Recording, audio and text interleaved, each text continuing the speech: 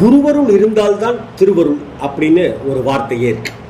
குருவே சகலத்துக்கும் ஆதாரம். குருவின் பார்வை பட்டாலே சகலமும் நமக்கு கிடைக்கும் அப்படிங்கிறது ஐதீகம். அதனால தான் எல்லா தெய்வங்களையும் பக்கவாட்டில் நின்று கொண்டு தரிசனம் செய்கிறோம், எப்படி வேண்டுமானாலும் வழிபடுகிறோம். ஆனால் குரு பகவானை மட்டும் நேருக்கு நேராக நின்று கொண்டு குருவின் பார்வை நம்மீது படுமாறு நாம் நின்று குருவை வணங்கச் சொல்லி அறிவுறுத்தியிருக்கிறார்கள் ஆச்சாரிய பெருமக்கள். நவகிரகங்களில் குரு பகவானும் ஒருவர். தேவகுரு என்று இந்த குரு பகவானை சொல்லுவோம். தேவகுரு யார்? பிரகஸ்பதி. சிவபெருமானின் பரிபூர்ணமான அருளை பெற்று கிரகங்களில் ஒன்று அப்படிங்கிற ஸ்தானத்துக்கு வந்தவர் தான் இந்த தேவகுரு பிரகஸ்பதி.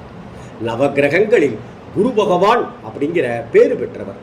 தன்னை நாடி வருகிற பக்தர்களுக்கெல்லாம் அருள்மழை பொழிந்து கொண்டிருப்பவர்.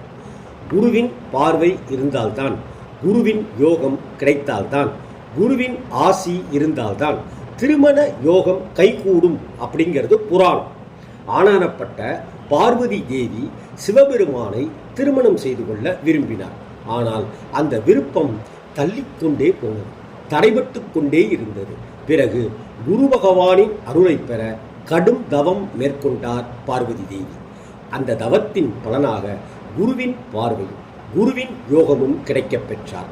இதை அடுத்துதான் சிவனாருக்கும் உமையவளுக்கும் திருமணம் நடைபெற்றது என்று விவரிக்கிறது சிவபுராணம். ஆகவே குருவருள் இருந்தால்தான் திருவருளை பெற முடியும். குரு பகவானை, வியாழ பகவானை, நவகிரகத்தில் உள்ள குரு பகவானை மனதார நினைத்து வேண்டிக் கொண்டால் குருவருள் கிடைப்பது சத்தியம். திருமணமாகாமல் தடைபட்டு கொண்டிருப்பவர்களுக்கு திருமண யோகம் கைகூடி வரும். கல்யாண மாலை தோல் சேரும். அது மட்டுமா, வீட்டில் தள்ளிப்போன சுபகாரியங்கள் நடந்தேறும். தம்பதிக்கு இடையேயான ஒற்றுமை மேலும். குரு பலம் என்பது கூடும். ஞானம் கிடைக்கும், யோகம் பெறலாம். இதனால தொழில் அபிவிருத்தி ஏற்படும். உத்தியோகத்தில் உயர்வு கிடைத்து முன்னுக்கு வரலாம். இதுவரையிலான கடன் சிக்கல்களிலிருந்து விடுபடலாம். ஸ்திரமான சொத்து சேர்க்கை என்பது நிகழும்.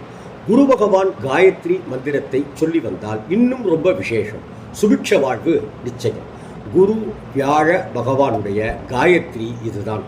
ஓம் ரிஷுப கஜாய வித்மகே கிருணி ஹஸ்தாய தீமகி தந்தோ குரு பிரஜோதயாத். அதாவது ரிஷபக்கொடியை கொண்டவனே, தடைகளையும் தகர்ப்பவனே, பிரகஸ்பதி வியாழ பரமகுரு நேசனே, கிரக தோஷமின்றி எங்களை வாழ வைத்து அருள்வாய் அப்படின்னு அர்த்தம். இந்த மந்திரத்தை சொல்லி குரு பகவானை வியாழக்கிழமை தோறும் வழிபட்டு கொண்டே இருப்போம். குருவருளையும் திருவருளையும் பெற்று இனிதே நிம்மதியாக, ஆரோக்கியமாக, ஆயுளோடு சந்தோஷமாக வாழ்வோம்.